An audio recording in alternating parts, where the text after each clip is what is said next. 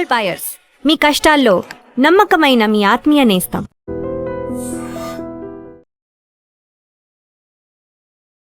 Hi, నమస్తే, welcome to iDream media. నేను మీ రుద్దం శ్రీనివాస్. తెలంగాణ స్వరాష్ట్ర సాధన కళ సాకారమయ్యి పుష్కర కాలం అంటే 12 సంవత్సరాలు దిగ్విజయంగా పూర్తి చేసుకుంది. దీనికి సంబంధించి మాట్లాడదాం. స్వరాష్ట్ర పాలనలో తెలంగాణ ప్రజలు ఏం సాధించారు, వాళ్ళు ఏం కొత్తగా తెచ్చుకున్నారు, వాళ్ళు ఏం నష్టపోయారు, గతానికి ఇప్పటికీ పాలనలో ఏమైనా తేడా ఉందా, 10 ఏళ్ల బీఆర్ఎస్ పాలన, 2.5 సంవత్సరాల కాంగ్రెస్ పార్టీ పాలన, వాటి మధ్య ఏముంది అనేది తెలంగాణ ఉద్యమకారురాలు, అదేవిధంగా కవి రచయిత దాసోజు లలిత గారు మనతో ఉన్నారు. నమస్తే లలిత గారు. నమస్తే శ్రీనివాస్ అన్న. అట్లనే ఐ డ్రీమ్ ప్రేక్షకులకి, యావత్ తెలంగాణ ప్రజలందరికీ సామాజిక ఉద్యమ అభినందనాలు. ముందుగా మీకు తెలంగాణ రాష్ట్ర అవతరణ దినోత్సవ శుభాకాంక్షలు. Thank you. ఈ 10 ఏళ్ళు బీఆర్ఎస్ పాలన చూశారు, 2.5 సంవత్సరాలు కాంగ్రెస్ పాలన చూస్తున్నారు. మీరు తెలంగాణ ఉద్యమకారురాలు, అదేవిధంగా మంచి కవి రచయిత, అనేక సామాజిక అంశాల మీద స్పందించిన చరిత్ర మీది. పుస్తకాలు రాశారు, కవితలు రాశారు. మీదైన స్టైల్లో మీ ఇక్కడ ఉన్నటువంటి సమస్యలను ఎత్తి చూపేవారు. మీరు ఏం అబ్జర్వ్ చేశారు? ఆ పాలనకి ఈ పాలనకు ఏం అబ్జర్వ్ చేశారు? సమైక్య పాలనకు స్వరాష్ట్ర పాలనకు మధ్య ఉన్న తేడా ఏంటి? కోరి కొట్లాడి తీసుకొచ్చుకున్నటువంటి తెలంగాణ, ఉట్టిగా రాలేదు తెలంగాణ. 1200 మంది విద్యార్థుల ప్రాణత్యాగాలతో, ఆత్మ బలిదానాలతో తెలంగాణ వచ్చింది.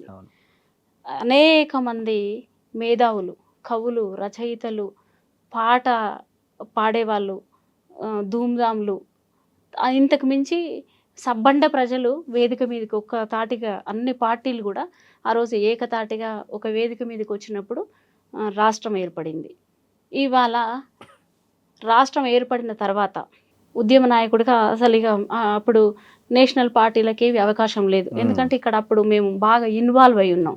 మనం ఉద్యమం చేసి సాధించుకున్నటువంటి తెలంగాణలో కొంత మేనిఫెస్టో ఒకటి ఉంది. నీళ్లు, నిధులు, నియామకాల పేరుతో ఏదైతే మేము ఆంధ్ర వలస నుంచి విముక్తి కోసం మేము పోరాటం చేసినామో అవి మళ్ళీ ఒక మేనిఫెస్టో రూపంలో ఉద్యమ నాయకుడు చెప్తున్నాడు కదా అని చెప్పి టీఆర్ఎస్కి ఓట్లు వేయడం, గెలిపించడం కూడా జరిగింది.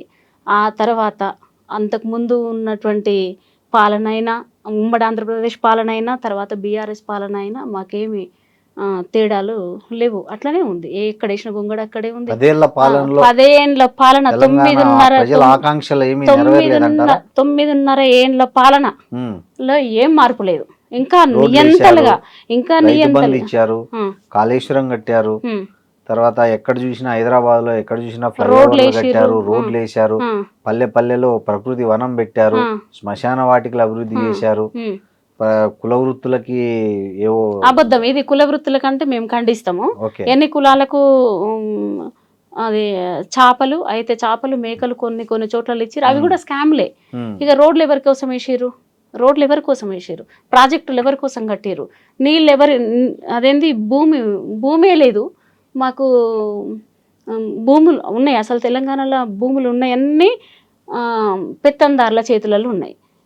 ఇప్పుడు బీఆర్ఎస్ పార్టీ గెలిచిన తర్వాత ఎమ్మెల్యేల ఫామ్ హౌజులు చూడండి, ఎంపీల ఫామ్ హౌజులు చూడండి, ముఖ్యమంత్రి ఫామ్ హౌస్ చూడండి, మాజీ ముఖ్యమంత్రి ఫామ్ హౌస్ చూడండి, వాళ్ళ కొడుకు, బిడ్డ, అల్లుడు, సడ్డకుని కొడుకుల ఆస్తులు పెరిగినాయి తప్ప అందులో పార్టీలో పనిచేసేటువంటి కార్యకర్తల దాకా వాళ్ళు మాత్రమే బాగుపడ్డారు తప్ప మిగతా ప్రజలు బాగుపడింది లేదు. మీరు అన్నట్టు రోడ్లు ఎవరి కోసం? రోడ్లు, ప్రకృతి వనాలు ఎవరి కోసం? అవే మేము కోరుకుంది. ఉద్యోగాలు కోరుకున్నాం. నేను తెలంగాణ ఉద్యమంలో జెన్జీని 2,30,000 ఉద్యోగాలు ఇచ్చామని చెప్పాలి. అది లేదు, అయ్యుంటే అట్లా ఎందుకు? ఇవాళ నిరుద్యోగులు మొన్న కూడా ఆదిలాబాద్లో చచ్చిపోయిండు, పెద్దపల్లిలో చచ్చిపోయిండ్రు నిరుద్యోగులు. ప్రవళిక చచ్చిపోతే ఏం మాట్లాడిండు మనం కేటీఆర్ చూసినాం. ప్రవళిక అనే ఒక అమ్మాయి చచ్చిపోతే ఏదో ఎఫ్ఐఆర్ తోటి చచ్చిపోయిందని మాట్లాడిండు. అహంకారంతో, బల్బుల ఒక అహంకార పూరితమైనటువంటి మాటలలో వాళ్ళ మార్పే రాలేదు. ప్రజలు ఓడించి ఇంట్లో కూర్చోబెట్టినప్పటికీ కూడా వాళ్ళకి అహంకారమైనటువంటి ధోరణి వాళ్ళది పోలే. మాటలలో ఉంది, చేతలలో కూడా వాళ్ళ అహంకారం కనబడుతుంది. ఈ 2.5 ఏళ్ల పాలనలో ఎలా ఉందంటారు మీరు? అది అయిపోలేదు. 10 ఏళ్ల పాలనలో మహిళలను విస్మరించారు, ఉద్యమకారులను విస్మరించారు, అమరవీరుల కుటుంబాలను విస్మరించారు. ఇవాళ అదేంది జూన్ రెండవ తారీఖు 10 ఏళ్ళకి వస్తూనే ఉంది. ఇప్పుడు 2 ఏళ్ళు, ఇప్పుడు 13 ఏళ్లలో కూడా అడుగు పెడుతున్న సందర్భంలో ఈ 2 ప్రభుత్వాలైన అమరవీరుల కుటుంబాలను గుర్తించలేదు. వాళ్ళని 1200 మందిని ఒక వేదిక మీదకి తీసుకురాలేదు. 500 మందికి ఏదో 10 లక్షల రూపాయల డబ్బులు, ఇంటి స్థలం రాలేదు. అవన్నీ అబద్ధాలు. రాలేదు. నేను కూడా అమరవీరుల కుటుంబాలను నేను కలుస్తూనే ఉంటా, మాట్లాడుతూనే ఉంటా. అవి ఉద్యోగాలన్నీ రాలేదు, 10 లక్షల రూపాయలు చేరలేదు. ఏం చెప్పారు? నీళ్ళు అని చెప్పారు. నీళ్ళు ఎవరి కోసం? నీళ్ళు ఎవరి కోసం? భూమి ఎవరి దగ్గర ఉంది? సబ్బండ ప్రజల దగ్గర భూమి ఉందా? లేదు. వందల వేల ఎకరాలు మనం ఇప్పుడు మాట్లాడుకున్నాం కదా, భూస్వాముల దగ్గరనే భూమి ఉంది. వాళ్ళ కోసం రైతు బంధు, మల్లారెడ్డి లాంటి వానికి ₹1 రైతు బంధు, తర్వాత ఎర్రవెల్లి దయాకర్ రావు లాంటి వాళ్ళకి, ఇంకా అనేక మందికి ఎవరికైతే భూములు ఉన్నాయో వాళ్ళకు మాత్రమే ఆ రైతు బంధు ఇంకింత మరింత ధనవంతుల్ని చేసింది తప్ప దళితుల 3 ఎకరాల భూమి వచ్చిందా? దళిత బంధు వచ్చిందా? రాలేదు. బీసీలకు అదేంటి, ఒక చేప పిల్లలు, గొర్రెలు, బర్రెలు ఈ స్కామే జరిగింది కదా, అది కూడా సంపూర్ణంగా జరగలేదు. నేను ఏమంటున్నామంటే, మాకు గొర్రెలు, బర్రెలు ఇవి కాకుండా బడ్జెట్. ఇవన్నీ కేసీఆర్ గొర్రెలు అని చెప్పారని ఆయన చెప్పారు వీడియోలో. ఊర్లో పోతుంటే మొత్తం గొర్రెలు వెళ్తున్నాయి, పిల్లగాన్ని పిలిచి అడిగాను, ఏంటి ఈ గొర్రెలు అంటే, ఇవి కేసీఆర్ గొర్రెలు సార్ అని అన్నాడు. ఇంకా నయం, వాడు కేసీఆర్ గొర్రె అనలేదని ఆయన జోక్ కూడా చేశారు. అదే ఇంకొకటి కూడా ఉంది, కేసీఆర్ కిట్ ఇస్తే కూడా ఆ పిల్లలకు తండ్రి అని మాట్లాడండి ఒక మంత్రి, మీకు ఐడియా ఉందో లేదో. అట్లాంటివన్నీ కొంచెం నోరు మేము మాట్లాడుకున్నాం, అహంకారమైనటువంటి మాటలు వాళ్ళ నుంచి వచ్చినాయి. వాళ్ళ సోషల్ మీడియా ఎవరన్నా సామాన్యమైన ప్రజలా? వీళ్ళు పార్టీలో ఉన్నరా లేరా? అది ప్రతిపక్షంలో ఉన్నరా, లేకపోతే ప్రజల నుంచా, లేకపోతే మేధావులా, లేకపోతే కవుల రచయితలా ప్రశ్నించే వాళ్ళన్నా ఒకసారన్న విమర్శ చేసుకోకుండా మాలాంటి వాళ్ళ పైన కూడా బీఆర్ఎస్ కార్యకర్తలు చాలా ఇప్పటికీ కూడా తిరగబడుతుంటారు, రాస్తుంటారు. ఇదంతా ప్రోత్సహించేదంతా కేసీఆర్, కేటీఆర్ కదా, మొన్నటిదాకా ఉన్నటువంటి కవిత కదా, వీళ్ళ నుంచే కదా సోషల్ మీడియాను రూల్ చేసే ఒక వ్యక్తి ఎవరు ఉన్నారు కదా, ఆయన కూడా స్కామే కదా. పుస్తకాలల్లో స్కాము, అకాడమీలల్లో, భాషా సాంస్కృతిక అకాడమీలల్లో, అన్నిట్లల్లో స్కాములే. ప్రతిదీ బీఆర్ఎస్ అంటే స్కామ్. మొట్టమొదలు టీఆర్ఎస్గా ఏర్పడినటువంటిది తెలంగాణ ఆత్మగౌరవం, అస్తిత్వంగా ఏర్పడిన టీఆర్ఎస్ పార్టీ నుండి బీఆర్ఎస్ మారింది, ఆత్మగౌరవం కోల్పోయింది. ఇక దాని గురించి ఎంత తక్కువ మాట్లాడితే అంత ఇది. ఇవాళ విగ్రహాల సంస్కృతి కూడా ఒకటి మేము తెలంగాణలో బాగా చర్చ కూడా ఒకటి చేస్తున్నాం. బీఆర్ఎస్ఏ కదా బాటలు వేసింది విగ్రహాల సంస్కృతి. విగ్రహాలు పెట్టింది ఆయనే స్టార్ట్ చేశారు. అవును, ఎన్టీ రామారావు విగ్రహాలను ఖమ్మంలో పెట్టిండు, జూబ్లీ హిల్స్ లో పెట్టిండు, అక్కడక్కడ చాలా చోట్ల ఆయన విగ్రహాలు ఎన్టీఆర్ ఆవిష్కరించడమే కాకుండా ఎవరైతే తెలంగాణకు వ్యతిరేకమో, తెలంగాణ ఆమె సబితా ఇంద్రారెడ్డి తీసుకున్న, ఎర్రబెల్లి దయాకర్ తీసుకున్న, శ్రీనివాస్ యాదవ్, తలసాని శ్రీనివాస్ యాదవ్ తీసుకున్న, ఇట్లా చాలామంది ఒక 9 మంది దాకా వాళ్ళని తీసుకున్నాడు. వీళ్ళందరూ తెలంగాణకు వ్యతిరేకులు. ఈ సంస్కృతిని ఓపెన్ చేసిందే, ఈ సంస్కృతిని మొదలుపెట్టిందే కేసీఆర్, టీఆర్ఎస్ ప్రభుత్వం. మరి కాంగ్రెస్ ప్రభుత్వానికి తేడా ఏంటి అసలు? కాంగ్రెస్ ప్రభుత్వం అయితే పెద్దగా మేము మొట్టమొదలు ఏమనుకున్నామంటే కొంత మార్పు కావాలి అనుకున్నాం.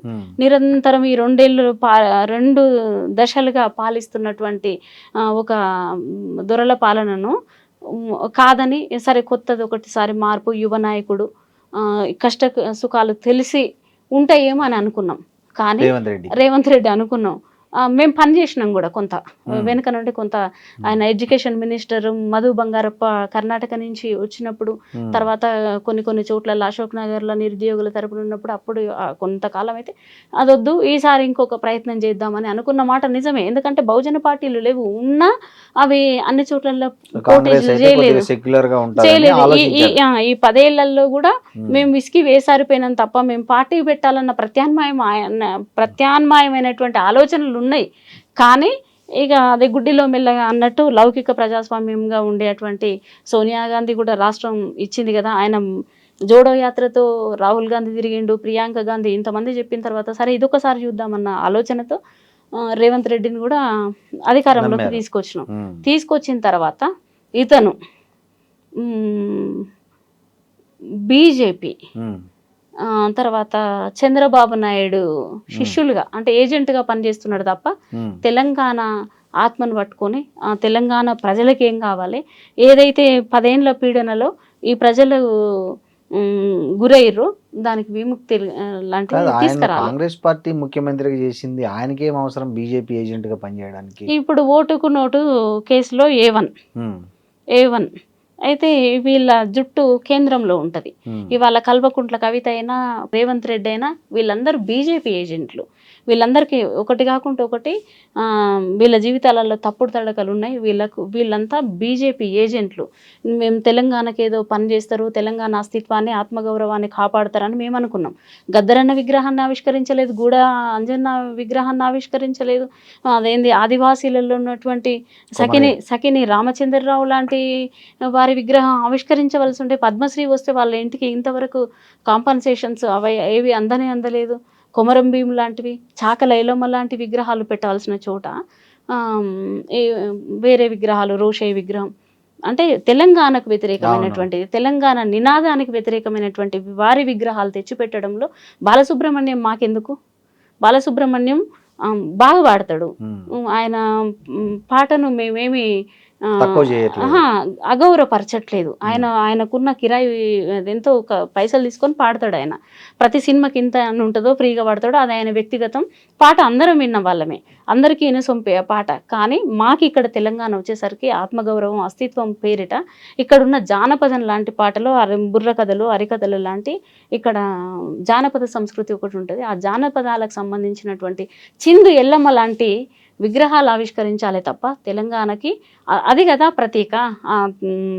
చిందు ఎల్లమ్మ లాంటి జానపద గాయకురాలు, ఆమె ప్రపంచ దేశాలలో కూడా ఆమె గానం వినిపించింది. ఒక మగవాడికి తక్కువ కాకుండా అద్భుతమైనటువంటి గానం ఆమెది. ప్రాచీన సాహిత్యం కదా, ప్రాచీన నాటకాలు కదా అవి. వాళ్ళే కాకుండా బాలసుబ్రహ్మణ్యం విగ్రహం పెట్టడం.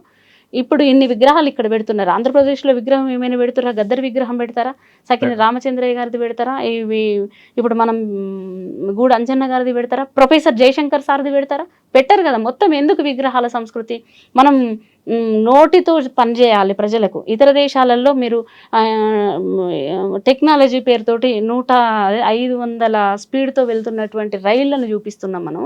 అట్లాంటి దానికి మనము ఆధునీకరింపబడకుండా మనం ఎంతసేపు ఈ ప్రజల్ని విద్య లేకుండా, వైద్యం లేకుండా అనేక రకాలలో నిరుద్యోగాలకు గురి చేస్తూ మరింత పేదరికంలోకి మారుస్తున్నారు తప్ప వీళ్ళ ఎదుగుదల కోసం, రాజకీయ నాయకుల ఎదుగుదల కోసం తప్ప ఇంకేం లేదు. అసలు ఎందుకో అసంతృప్తి మాత్రం ఈ 12 సంవత్సరాలలో మాత్రం మాకు అసంతృప్తి ఉంది. ఇప్పుడు కాంగ్రెస్ పార్టీలో ఒక కమిటీ వేశారు అమరులను గుర్తించమని, కేకే కమిటీ. సో దాని మీద మీ అభిప్రాయం ఏంటి? ఇది ఇప్పటికీ 2.5 సంవత్సరాలు అవుతుంది. మేనిఫెస్టోలో మొదటి అంశాలలో ఇది కూడా ఒకటి. 2.5 ఏళ్ళు అవుతుందా? మీరు చేయాలనుకున్న ఏమో బై ఎలక్షన్, జూబ్లీ హిల్స్లో బై ఎలక్షన్ వస్తేనేమో ఎన్టీ రామారావు విగ్రహం వెంటనే ఆవిష్కరణ చేసినావు.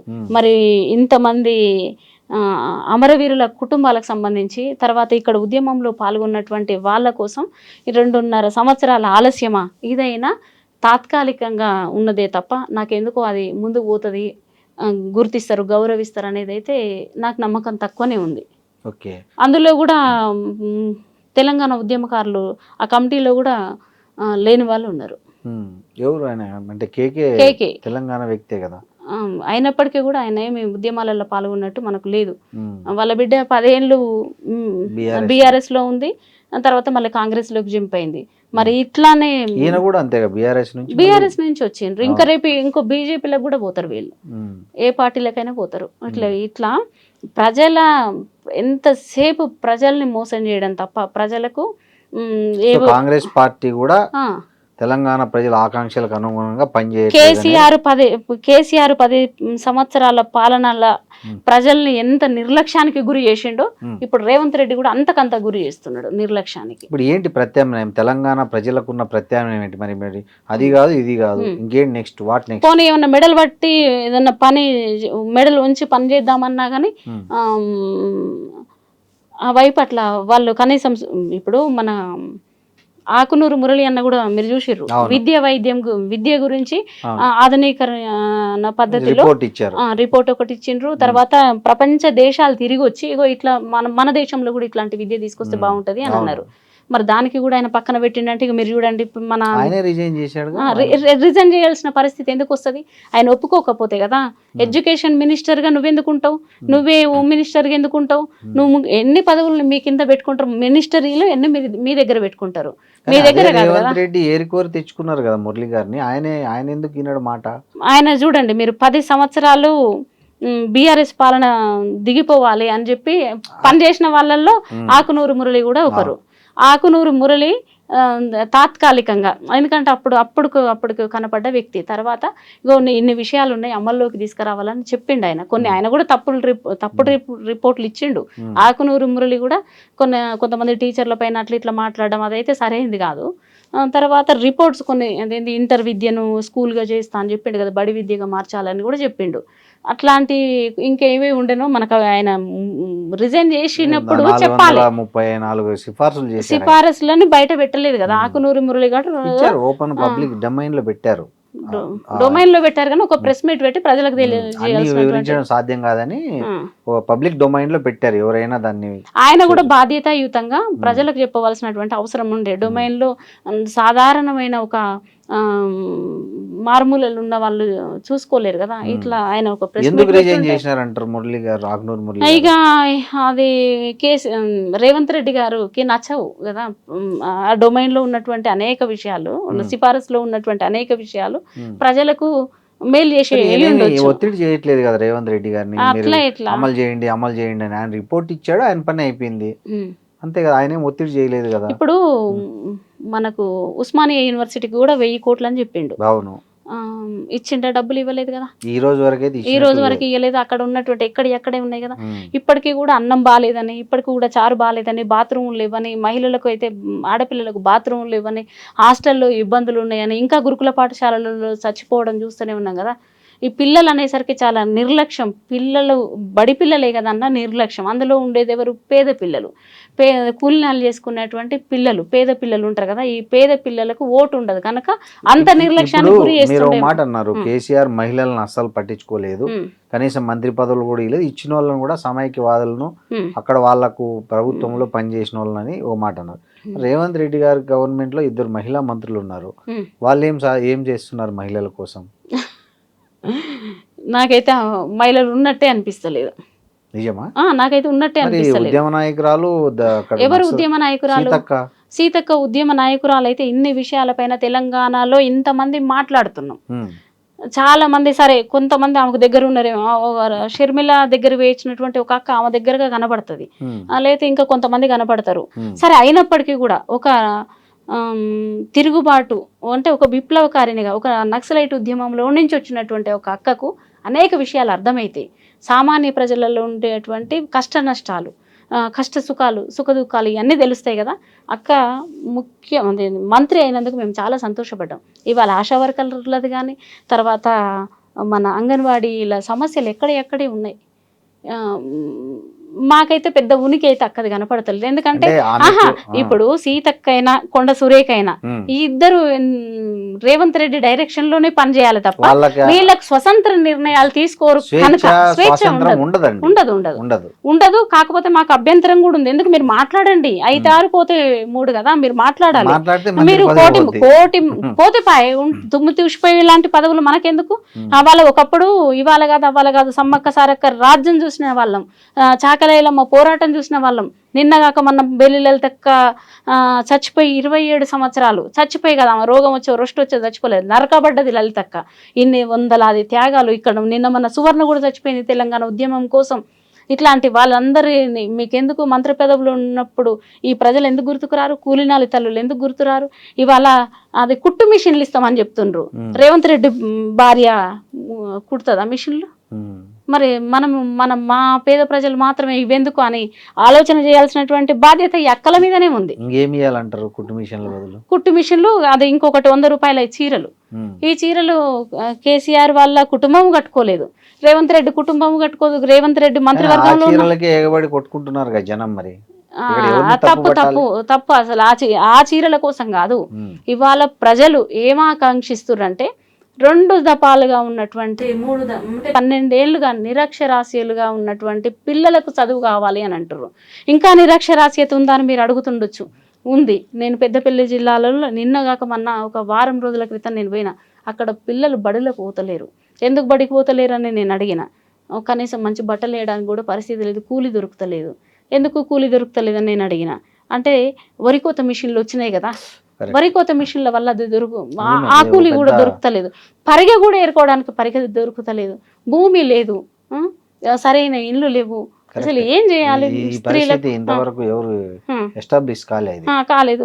చాలా మంది వ్యవసాయ కార్మికులు ఉపాధి కోల్పోయారు హ్మ్. ఈ యంత్రాలు వచ్చిన తర్వాత. హ్మ్. వాళ్ళకి చెరువుల ప్రత్యామ్నాయం పూడిక లేదు. చెరువుల వాళ్ళకి పూడిక ప్రత్యామ్నాయం లేదు. అవును, ప్రత్యామ్నాయం లేదు. చెరువులు పూడిక తీయడానికి అనంటే ఉమ్, చెరువులు పూడిక తీసేది ఒక పని దొరికేది. బండ్లు ట్రాక్టర్లు కాకుండా కొంత ట్రాక్టర్ పని ఉండి కొంత బండ్ల పని ఉన్నప్పుడు ఎద్దుల కూడా బండి, అవును. అది కొంత పని దొరికింది. ఇప్పుడు ఏ పని దొరుకుతలేదు. భూమి ఒక పక్క భూమి లేదా, ఇటు కానీ వృత్తి. hostels అన్న మీరు వినాలి. ఒకవైపు వృత్తి లేదు, ఉమ్, కుల వృత్తులు అంటే అవును. మళ్ళా కులం అని రావద్దు. మేము రాజ్యాంగంలో బ్యాక్వర్డ్ తరగతులు అంటే వెనుకబడ్డ తరగతులు, మేము కులం కాదు. అవును. ఎవడన్నా మాట్లాడితే మమ్మల్ని కులం మాట్లాడుతుంది, కులం మాకు కాదు రబ్బాయి ఉంది, కులం మీకుందని నేను చెప్తున్నా. ఉమ్, అయితే దాసోజు లలిత అంటే కులం మాట్లాడుతుంది అని చెప్పి ఓ పాట కూడా రాసిండు ఒక ఆయన. ఉమ్, నేను ఏమంటున్నా అంటే కులం కాదు మాది, బ్యాక్వర్డ్ తరగతులు, మేము వెనుకబడ్డ తరగతులము, మేము ఎంబీసీ బిడ్డలము, మా ఈ వృత్తులు ఉన్నాయి, ఈ వృత్తిని బట్టి మా కులాన్ని గెజిట్లలో రాసిరు తప్ప ఆ షెడ్యూల్ కులాలు అవి ఉన్నాయి తప్ప, వాళ్ళ కులాలు తర్వాత ఓసీలు కులాలు తప్ప మేము కులాలు కాదు. అయితే వృత్తులు పోయినాయి. ఇప్పుడు కమ్మరుల వృత్తులు పోయినాయి, సకల వృత్తులు పోయినాయి. ఒక దాదాపుగా ఐడెంటిఫై చేసేటువంటి ఒక 34 కుల వృత్తులు మాత్రం అవి నిర్వీర్యం అయిపోయినాయి. ఆ నిర్వీర్యమైనటువంటి కులాలల్లా మహిళలు, ఇగో నేను మన చెప్పిన, నేను వెనుకబడ్డ ప్రాంతాలకు చాలా చోట్లకు, ఇగో ఇప్పుడు మన ఇంటర్వ్యూకి కూడా ఇంత గ్యాప్ రావడానికి ఇదే కారణం. నేను చివరి అంటే చాలామంది బీసీ సంఘాలైనా లేకపోతే కుల సంఘాలు ఏవో సంఘాలు ఉంటాయి కదా, పార్టీలైనా హైదరాబాద్ 100 కిలోమీటర్ల పరిధి ఉన్నటువంటి వాటిని మాత్రమే డెవలప్ చేసుకుంటాయి. ఇక ఇంకా చివరిగానే ఉండిపోతాయి. అయితే అక్కడికి వెళ్ళినప్పుడు చదువు లేదు. ఎందుకమ్మా మీరు బడికి తోలలేదు? 3 అతుకుల చీరలు కట్టుకుంటున్న తల్లులు కనబడ్డారు. అయితే మీరేమంటారు అంటే 100 రూపాయల చీరకు ఎగబడుతున్నారు అని అంటారు కదా. ఆ చీర మాకెందుకని ఈ 3 అతుకుల చీర ఆమె కాలబెట్టింది. చీరను ఆ చీర కాలబెట్టి ఎనుక్కేసింది. ఎందుకంటే ఆడిచ్చిన చీర నేను అదేంది 100 ఏళ్ళు ఉంటుంది, ఆ నూల బట్ట పారేసిన, నాకు ఆత్మగౌరవం అని మాట్లాడింది. 3 అతుకుల చీర కట్టుకొని ప్రభుత్వం ఇచ్చిన చీర తగలబెట్టింది ఆ చీరను. ఏందమ్మా అంటే మేము ఆ గుడ్డలు గబ్బా మేము వాటి కోసం అనుకున్నామా? మీరు అక్కడ తెలంగాణ ఉద్యమం చేస్తుండ్రు, మేము ఇక్కడ సాయుధ రైతాంగ సమయంలో మేము అన్నం పెట్టినాం, చాలా మందికి ఈడికి వస్తాయి, వాళ్ళందరికీ మేము బువ్వ పెట్టినాం. మీరందరూ అక్కడ ఉద్యమాలు చేస్తుంటే మేము రూపాయో పావులో లేకపోతే మాకు తోచిన అన్నమో అడుక్కొచ్చో మేము అన్నం పెట్టినామని మాట్లాడిన ఆ తల్లులు ఇవాళ మాకు ఆ గుడ్డొద్దు అంటే బట్టను ఇక్కడ చీరను అట్లా అంటారు. ఆ చీరను తగలబెట్టి ఎనుగు మీద వేసింది. కళ్ళ నీళ్లు కాదు కదా, కళ్ళు ఉట్టి చెమ్మగిల్లడం కాదు, దారాలు గారినటువంటి సందర్భం. అన్న 3 అతుకుల చీర కట్టుకొని అంటే పెద్దపల్లి జిల్లాలో, పెద్దపల్లి జిల్లా. తర్వాత నేను ఒక ఉద్యమకారుడి తల్లి చచ్చిపోతే వెళ్ళిన సందర్భంలో నేను అక్కడ ఆగిన, చాలా చోట్లలో ఆగిన. ఎందుకంటే కొయ్యలు లాంటి అది వరికోత కోసిన తర్వాత ఇంత కొయ్యలు ఉన్నాయి, అది తగలబెడుతుంటే ఎనుగంతా తగలబడుతుంది. తర్వాత మంచి చెట్లు చచ్చిపోతున్నాయి. తర్వాత అది ఈత చెట్లు, ఎయిర్ పొల్యూషన్ కన్నా పరిగేరుకునే అవకాశం కూడా లేకుండా ఆఖరికి పరిగేరుకున్న తర్వాత కూడా పక్షులు వాళ్ళే కూడా తినే పరిస్థితి. ఈ మిషనరీలు రావడం వల్ల ఎవరు పరిగెత్తుతుండ్రు? కాంట్రాక్టర్లకు నయం కదా, సబ్సిడీలతో తీసుకుంటారు ఈ పెద్ద రాకాశ లాంటి మిషన్లను. నువ్వు ప్రజలకు భూమిలా విత్తనాలు చల్లి నాటేసి ఉరిగోసి అదే ఒక మంచిగా ఒక పొలుపు ఎండబోసి వాటిని మనం సరే మిల్లుకి వేసుకున్నామా లేతే దంచుకున్నామా అది తర్వాత సంగతి. ఎంత శ్రామిక శక్తిని మీరు నిర్వీర్యం చేసిరు, ఎంత ప్రజల బతుకుల మీద విధ్వంసం జరిపారు. అయితే అట్లా తల్లులు బడికి తోలట్లేరు ఎందుకమ్మా అని నేను అడిగిన. బడులు అంటే నేను సెలవులా అని అడిగిన. అంటే ఏం చదువుతారు అంటే మా పిల్లలు చదవరు అన్నది. ఎందుకు చదవరు అని అన్న. ఎందుకు చదవరు అంటే మేము బడికే తోలుతలేము, పరిస్థితి బాగాలేదు, మేము అందరం కలిసి కూలికి. మరి అయితే ఏం కూలి ఉంది అని నేను అడిగిన. ఏం కూలిందమ్మా నేను అడిగిన. అంటే ఛత్తీస్గఢ్ ప్రాంతాలకు మేము వెళ్ళాం. ఒకప్పుడు వాళ్ళు ఇక్కడికి వచ్చి పని చేసేవాళ్ళు. మేము అక్కడ గుడిసెలు వేసుకోవడానికి అక్కడ పోయి అక్కడ ఏం పని ఛత్తీస్గఢ్ లో వీళ్ళకి? అంటే ఇక చుట్టుముట్టు అదేంది ఒకప్పుడు కాక కాలువల కిందికి పోయేది తెలంగాణ మహిళలు పురుషులందరూ కలిసి నాట్లేయడానికి పోయేది. అట్లా మరి ఏం పని దొరుకుతుందని అంటే ఇక నాకు చెప్పడానికి ఇష్టపడలేదు. కానీ మంచి నీళ్ళు ఇచ్చింది, తాగినాము. తర్వాత ఇంకొక రోజు కూడా బొంపల్లి ఎక్స్ రోడ్ దగ్గర మేము అక్కడ కొంచెం ఇంకో ఏదో ఊరికి పోయినాం. మాకు అన్నం దొరకలేదు. అంటే ఎక్కడ చూసిన అన్నం అదంతా హోటల్స్ అవన్నీ బంద్ అయిపోయినాయి. మాకు మీటింగ్ అని చెప్పిన ఆయన చేయి ఇచ్చిండు మాకు, కలుస్తాను ఆయన. మిగతా వాళ్ళతో కలిసినాం, కమిటీలు వేసుకున్నాం, అదంతా జరిగింది. కానీ మేము అన్నం తినాలనుకున్నప్పుడు ఒక ఇంటి దగ్గరికి వచ్చినాం. ఇప్పటికైనా మీరు కాంగ్రెస్ ప్రభుత్వం ఏం చేయాలని కోరుకుంటున్నారు? ఇప్పుడు జరిగింది ఇమ్మీడియట్ గా ఇగో ఇది చేస్తే కొంతలో కొంత న్యాయం జరుగుతుంది. ఏం చేయదు, అస్సలు చేయదు. మీ డిమాండ్ చెప్పండి. చెయ్యదు శ్రీనన్న గారు, అసలు చేయదు. ఎందుకు చేయదనంటే ఇక ఇప్పుడు ఇంకా ఉద్యమకారులది మిగిలింది. చేస్తే సంతోషం. ఎందుకంటే వాళ్ళకి 250 గజాల భూమి ఇస్తా అని చెప్పింది, అంటే ఇండ్లు కట్టిస్తా అని చెప్పింది, పెన్షన్స్ ఇస్తా అని చెప్పింది, వీళ్ళకు హాస్పిటల్ హెల్త్ కార్డు ఇస్తా అని చెప్పింది. ఇట్లాంటివి ఇంకా విద్య, వైద్యం 4 దశలుగా ఉద్యమకారులను విభజించి ఇస్తామని చెప్పింది. అది చేస్తారన్న నమ్మకం నాకు ఎందుకో కలగట్లేదు. ఇక మీరు ఇంకో చూడండి, కేంద్రం నుంచి కూడా కులగణన జనగణన అని వస్తుంది. వస్తే వాడు ఏమడగాలి, ఇంట్లో మీకు పిల్లలు ఎంతమంది, మీ ఇంట్లో వృద్ధులు ఎంతమంది, చదువుతున్నారా లేదా, లేకపోతే చదువుకుంటే ఎంత చదువుతున్నారు, ఎందుకు ఆపేసిర్రు, లేకపోతే మీకు ఏమైనా అప్పు ఉందా, ఆదాయం ఉందా, బర్రె ఉందా, గొర్రె ఉందా, ఏదో అడగాలి. అవి అడగకుండా ఏం అడుగుతారో తెలుసా, మీకు బాత్రూమ్ ఉందా, బాత్రూమ్ ఉంటే వెస్టర్న్ కుండియా లేకపోతే ఇండియన్ కుండియా, మంచినీటి సౌకర్యం ఉందా, బోరా నిజంగా అది, తర్వాత మీకు సెల్ ఫోన్ ఉందా, అది మీకు బైక్ ఉందా, మీకు కార్ ఉందా, పక్కా ఇల్లా, లేదా స్లాబ్ ల్యాప్టాప్ ఉందా. అరే మేము అది గచ్చుతో ఉన్న ఇల్లా లేకపోతే మార్బుల్స్ ఇల్లా, ఇటుకలతో కట్టారా రాతితో కట్టారా, ఇది ఏంటి 3 రూమ్లు అయితే వాడు 3 రూమ్లో నేను ఫోటో తీసుకుంటాను, నాకు కాడి కూడా ఉంది. ఎన్ని బెడ్రూమ్ కిచెన్ ఒకటి తప్ప మాకు మిగతా చెప్పాలంటాడు, లెక్క చెప్పాలి. వంట చేరుకు వాడుతున్నారా, గ్యాస్ వాడుతున్నారు అంటే ఈ లెక్కలు దేనికోసం ఎట్లా అంటే భవిష్యత్తులో ఎన్ని ల్యాప్టాప్లు తయారు చేయాలి మల్టీనేషనల్ కంపెనీలు, ఎన్ని సెల్ ఫోన్లు అవసరము, ఇంకా ఎంత మందికి తక్కువ ఉన్నాయి, ఈ కులం మాత్రం కంపల్సరీ అడిగిండు, కులం అడిగిండు. అది ఒక ఆప్షన్.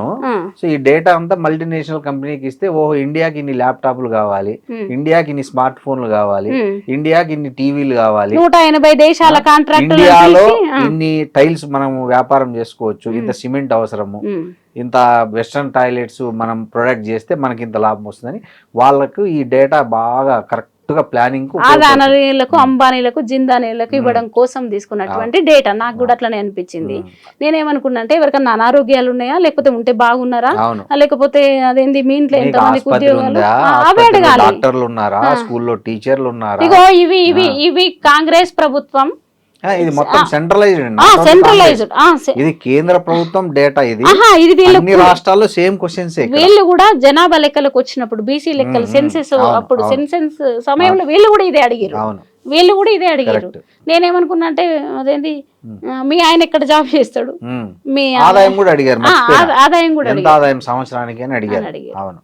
సో వాళ్ళు టార్గెట్ చేసుకోవడానికి వీళ్ళకి ఏం కొనిపించచ్చు, వీళ్ళతో ఏం అమ్మిపియచ్చు అని ఒక లెక్క వేసుకోవడానికి. మా పక్కన నాతో మాట్లాడుతుంటే ఒక పక్కన ఒక అవ్వ, ఒక 80 సంవత్సరాల అవ్వ ఏమడిగింది, ఉన్న రేషన్ కార్డు ఉంది తీసేయ్యా, మాకు రేషన్ కార్డు ఉంది తీసేయి, మాకు కూడా ఇప్పుడు సన్న బియ్యం ఏదో ఇస్తారు, ఆ బియ్యం కూడా మీరే కాలబెట్టుకోరు. ఇట్లాంటి మాటలు కూడా ప్రజల నుంచి వస్తున్నాయి. అంటే మొత్తంగా కాంగ్రెస్ ప్రభుత్వం అయితే 400కు పైగా హామీలు ఒకటి ఇచ్చింది. 6 గ్యారెంటీలు కాకుండా మేము అవన్నీ దాచిపెట్టినాం. రేపు పొద్దుగాల ఇవి సంతకాలు పెట్టిన పోస్టర్లు కూడా మీ దగ్గర ఉన్నాయి, ఇవన్నీ ఉన్నాయి. తర్వాత ఇవన్నీ మాట్లాడడం కోసం మేము ఇప్పుడు ధర్నా చేసాం, ఉద్యమం చేసాం. వీళ్ళ మీద వాళ్ళ మీద మాట్లాడి కాలయాపన చేయకుండా మేము ప్రత్యామ్నాయమైనటువంటి పరిస్థితుల కోసం పనిచేయదలుచుకున్నాం. ఇప్పుడు ఎట్లా రేవంత్ రెడ్డి చేయడు, ముమ్మాటికి చేయడు. ఇప్పుడు ఈయన చేయి కూడా చాలా దాటిపోయింది. కేంద్రం మోడీ చేతిలో ఉన్నాడు. మీరు మొన్న మోడీ అదేంది జనాగ్రహ సభట, అరే కేంద్రం నీది, అధికారంలో ఉంది, జనాభా ఆగ్రహం అంటే ఎట్లా? మోడీ డీలిమిటేషన్ గారు యాక్చువల్ గా బండి పార్థసారథి రెడ్డి గారి హాస్పిటల్ ఓపెనింగ్ ఓపెనింగ్ వచ్చారు. వచ్చిండు. కానీ ప్రధాని ఆయన ఈడీ కేసులు ఉన్నాయని వచ్చి హాస్పిటల్ ఒక్కటే ఓపెన్ చేస్తే బాగుండదు, విమర్శలు వస్తాయని ఊరికే పేరుకు సభ పెట్టారు. సభ అసలు జనాగ్రహ సభ. వచ్చింది మోడీ గారు అసలు లక్ష్యం ఏంటంటే ఆయన హాస్పిటల్ ఓపెన్ చేయడం ఆయన టార్గెట్. అందుకు వచ్చారు అనేది నాకున్న సమాచారం. అదే అందరికి ఇదే సమాచారం ఉంది. మేము అందరం కూడా అదేంది ఆలోచిస్తున్నాం. ఇవాళ కొత్తగా జెన్జీ కూడా ఒకటి మొదలైంది కదా. సరే జిర్రల పార్టీ అంటే అది అక్కడ పెట్టిన తర్వాత కూడా మిగతా రాష్ట్రాలలో పిల్లలు కూడా కాక్రోచ్ జనతా పార్టీ అది సరే అది జనంలోకి వచ్చి రక్త మాంసాలతో కలిసినటువంటి మనసులను సమీకరించి అది ఉద్యమం లాగా తీసుకొని అది పార్టీ లాగా మారితే సంతోషం, వాళ్ళకి అభినందనలు కూడా. మళ్ళీ ఇదే ఎట్ ది సేమ్ టైం తెలంగాణలో అయినా ఇతర రాష్ట్రాలలో అయినా యువత ఆలోచిస్తారు, ఎందుకు ఈ కాక్రోజ్ పార్టీ ఒకటి వస్తుంది, మరి మనం కూడా తెలంగాణలో ఉన్నాం, మన బాధ్యతలు ఏంటి, మనం చేయాల్సినటువంటి పనులు ఏంటి అని చాలామంది పిల్లలు అనేక మంది సమాయత్నం అవుతారు. మాకు అందని ఒక పెద్ద హోటల్ అది, నేను పేరు కూడా చెప్పాను, కొంచెం దాన్ని అట్లా ఉంచుదాం. ఒక పెద్ద హోటల్లో నాకు తెలియదు మనిషికి ఇంత పైసలు వేసుకొని ఓ పెద్ద ఎత్తున పిల్లలు ఒక సమావేశాన్ని పెడితే నేను అతిథిగా వెళ్ళిన. పిల్లల సమావేశం జెన్జీ అంత 25 ఏళ్ల లోపల పిల్లలు, అద్భుతమైన ఆలోచనలు, చుండూరు కారం చెడు విషయాలు కూడా మాట్లాడారు ఆ పిల్లలు. బాబాసాహెబ్ విషయాలు మాట్లాడారు. ఇక కుల సంఘాలు చేసినటువంటి ఒక తప్పు, సావిత్రిబాయి తర్వాత పూలే హాస్టల్ పెడతా అని చెప్తే ఆర్ కృష్ణయ్య లాంటి వాళ్ళ ఆ పేరుతో హాస్టల్ పెట్టొద్దని చెప్పి వ్యతిరేకించిన సంగతి నాకు అక్కడ పోయే వరకు కూడా తెలియదు. అంటే వాళ్ళు చాలా అవగాహనతో అనేక విషయాలను క్షుణ్ణంగా అధ్యయనం చేశారు. రేవంత్ రెడ్డి లెక్క ఏంటి, కేసీఆర్ అంచనా ఏంటి, మళ్ళా వాళ్ళ తర్వాత వచ్చే కేటీఆర్ ఏంటి, కవిత ఏంటి, తర్వాత ఈ రఘునందన్, అంటే అన్ని పార్టీలలో ఉన్న వాళ్ళంతా దొంగలు అని చెప్పారు. అరే ఈ పిల్లలు మేము చెప్పినట్టు జనరలైజ్ భాషలో దొంగలు అనకుండా వాళ్ళు ఇంకేం చెప్పారంటే, ఇగో జైలుకు పోయి వస్తే తప్పులు చేసి జైలుకు పోయి వస్తే మేము ఈ రాష్ట్రానికి నాయకులం అవుతాం అన్నటువంటి ఒకటి ఉంది కదా. వాళ్ళు కాదు మాకు కావాల్సింది, మేము కావాలి, మేమే మచ్చలేని వాళ్ళం, ఉద్యమం కోసం పోరాడి తర్వాత ఉద్యమంలో కేసులు అయినటువంటి వాళ్ళు కదా. ఇప్పుడు తెలంగాణ ఉద్యమంలో మన కేసులైన వాళ్ళు కదా. మచ్చుకో కోట శ్రీనివాస్ ఉన్నాడు, కంచర్ల భద్రు ఉన్నాడు, జిల్కర్ శ్రీనివాస్ ఉన్నాడు, ఆయన రూమ్ తగలబెట్టినటువంటి నల్లిగంటి శరత్ ఉన్నాడు, అదేంది డాక్టర్ అవ్వారు వేణు ఉన్నాడు. తర్వాత వీళ్ళంతా యువతనే, ఆ రోజు మాతో పాటు పాల్గొన్న వాళ్ళే కదా ఉద్యమాలలో, వాళ్ళతో మాతో వాళ్ళు ఉన్న వాళ్ళే కదా. ఇట్లా అంటే మచ్చుకు ఒక 2-3 మాటలు మాట్లాడుకుంటే యువ రాజకీయాలు ఎట్లా చేయాలి, ఏం చేస్తే బాగుంటుంది అన్న దాంట్లో ఇగో ఇంకా ఏ ప్రభుత్వాలకు అమ్ముడు పోని వాళ్ళల్లా ఊపా కేసులు 1 కాదు 2 కాదు, కంచర్ల బద్రి పైన 10 కేసులు ఉన్నాయి. ఒక 3 కేసులు మన వరంగల్ లేదు పోయినట్టున్నాయి. ఎప్పుడుంది ఇది? ఉమ్మడి ఆంధ్రప్రదేశ్లో లేదు, తెలంగాణ వచ్చిన తర్వాత. మీరు అడిగిరు కదా బీఆర్ఎస్ పాలన ఏంటి, తర్వాత కాంగ్రెస్, మరి ఆ 10 ఏళ్ళు చేసినటువంటి పాలనలో ఆ కేసులు ఎత్తేయలేదు. మరి ఇదేంది రేవంత్ రెడ్డి అయినా ఎత్తేస్తా అని చెప్పిండు కదా, హామీలలో ఇది కూడా ఒకటే కదా. మరి చాలామంది మీద ఇంకా ఆడపిల్లలు కూడా కోట్ల చుట్టూ తిరుగుతున్నారు కదా. మా లాంటి వాళ్ళపైన అయితే 151 చట్టం కింద ఎన్నిసార్లు అరెస్ట్ అయినాము. ఇవాళ రైతులు ఒక 2 కిలోల తూకం తీసేది ఇప్పుడు 5 కిలోలు తీస్తున్నారు. 5 కిలోలు గత ప్రభుత్వం నుంచి ఉందిలేండి. 5 కిలోలు ఉంది, 2 కిలోలు ఉండే ఈ 2 ప్రభుత్వాలలో చెప్తున్నా నేను. ఈ 2 ప్రభుత్వాలలో ఒక 2 కిలోలు తీసేది, కొంచెం ఒక పొలు పెంట పోసేది. ఇప్పుడు డైరెక్ట్ అదేంది కొనవలసి వస్తుంది కదా. అంటే ఇవి కూడా స్కాములు. మనకు నల్గొండలో ఈ స్కామ్ ఒకటి కనబడుతుంది, ఆయన పేరు సందర్భము అది ఇంకోసారి మాట్లాడుకుందాం. రైతులను మోసం చేసేటువంటి కాంట్రాక్టర్లు పాలకులు మోసం చేసేది ఇంకోసారి చర్చలో కూడా మాట్లాడుకోవాలి. ఇవాళ కేసీఆర్ పదే టీఎంసీ అని చెప్పి నీళ్ళు అని చెప్పి నిధులు అని చెప్పి ఎట్లా అధికారంలోకి వచ్చిండో వాళ్ళ చుట్టూ ఉన్న వాళ్ళు కూడా అట్లనే అధికారంలోకి రాబోతున్నారు. పాలమూరు తర్వాత నీళ్లు, నదులు, కాలువలు ఇవే మాట్లాడుతున్నారు. మరి ఇక్కడ ఉన్నటువంటి మా కన్నీటి కాలువలను ఎవరు మాట్లాడాలి, ఎట్లా చేయాలని చెప్పి ప్రత్యామ్నాయంగా మేము ఆలోచిస్తున్నాం. మాకైతే పెద్ద కాంగ్రెస్ మీద ఇక ఇప్పుడు రేవంత్ రెడ్డి కూడా పెద్ద చేస్తాడన్న ఇది లేదు. ఇక నాలాంటి వాళ్ళము లేకపోతే ఇంకా కొంతమంది ఉద్యమకారులకైతే ఈ నిరంతరం వాళ్ళను సద్విమర్శనే చేస్తున్నాం. వాళ్ళు ఇంకొకలాగా తీసుకుంటారు, పక్క నుండి పొగిడే వాళ్ళు గొప్ప వాళ్ళు. ఎవరికైనా రాజు చుట్టూ ఉండే వాళ్ళు వందే మాగదులు, అరే మమ్మల్ని పొగుడుతుర్రు రానాయన వీళ్ళు కాదు, అవతల నుంచి చేసేటువంటి విమర్శన మేము చూసుకుంటామని అంటలేరు కదా. వాళ్ళ గురించి ఇప్పుడు మమ్మల్ని తో మాట్లాడుంటే మేము చెప్పేవాళ్ళం.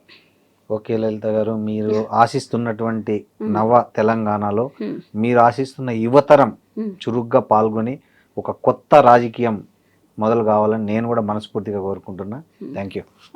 తెలంగాణ ప్రజలందరికీ మొన్న ఒకటి యూత్ చాలామంది పాల్గొంటున్నారు. తర్వాత అందరికీ పిల్లలు పెద్దలు ఎవరు అనుకుంటా యావత్ తెలంగాణ ఆకాంక్ష కలిగి బాధ్యత కలిగినటువంటి ప్రతి ఒక్కరూ అన్ని రంగాల నుంచి భాగస్వామ్యం కావాలి. మేము మరో 6 నెలల లోపల మేము పార్టీని ఆవిష్కరించబోతున్నాం. All the best. Thank you. Thank you.